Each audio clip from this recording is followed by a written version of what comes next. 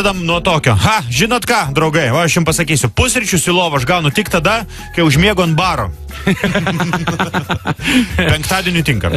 Ateina prie oligarchų šeima, ateina sūnus, pas tėvą sako, tėti sako, daug truputėlį pinigos noriu kokos nusipirkti. Tai sako, kiek čia sako, dabar 300 eurų, kiek? Ne, tiek nekainuoja, 2 eurai. Ai, Coca-Colos.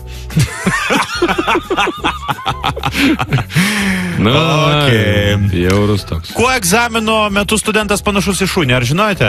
Ogi pasirodo, akis gudros, o pasakyti nieko negali. Ir liežuviškišės. Mano senelis, sako, visada sakydavo, atleisk ir pamiršk.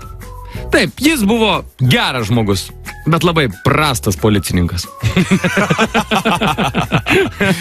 Liuks. Du draugai kalbasi, sako, nusipirkau automobilį, bet, žinau, kažko tai nevažiuoja. A ne? Nu tai už kiek? Nu, ką žinau, nebrangs, 400 eurų. Jo, aš tai už tiek šaldytuvą nusipirkau. Nu, žinok, irgi nevažiuoja.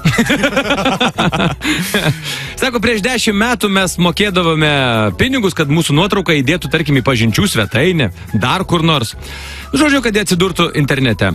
Praeis 10 metų ir mes mokėsime už tai, kad tas mūsų dėtas nuotraukas kas nors išimtų. Geras. Aš dar vieną turiu pabaigai savo.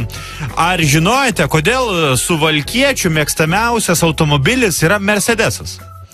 Pasirodo todėl, kad jis su vienu valytuvu. O teisingai, pastebėjimas geras. Žodžiu, skambina vaikinukas savo draugės, savo merginos draugiai.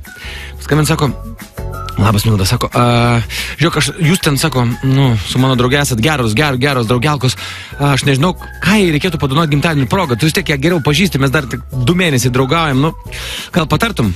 Ir taip klauso, sako, žinok, čia turėtų būti kažkas žiauriai brangaus. Ta prasme, be jau keli šimtai eurų, tai mažiausiai, gal net daugiau. Sako, kodėl? Taigi, kiek aš supratau, nėra tokia jau materialistė.